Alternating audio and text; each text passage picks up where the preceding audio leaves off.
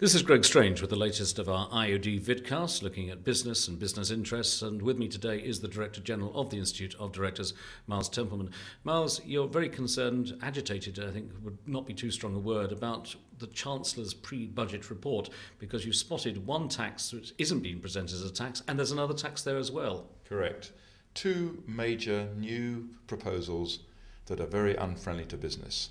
The supplementary business rate, which will be a local authority imposed tax on businesses, and there's a danger that business won't have a say in it.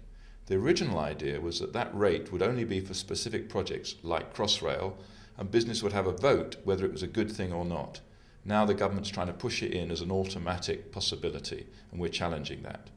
The second big proposal, which is affecting many of our members, and many of them have written to us, and the whole business community has really responded, is on the capital gains tax, the removal of taper relief, and that has a huge impact on lots of businesses and indeed individuals. Can you explain exactly why that should be so bad?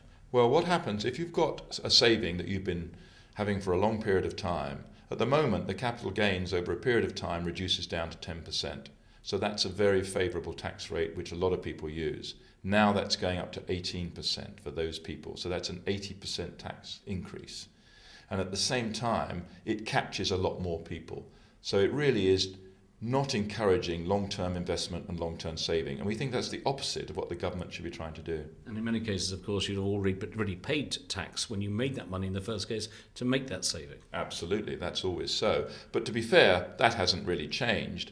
What has changed is that increase at the end of it. So a lot of people will now say, my own small business, my ability to save my pension is going to be significantly affected. We've had a lot of conversations with the government. I don't think they realised quite how extreme the reaction would be. It's one of those ones where they must have thought it through. But as you know, they were thinking about a possible election calling. They brought forward the PBR, and we wonder whether they just didn't consider all the implications of what they were proposing.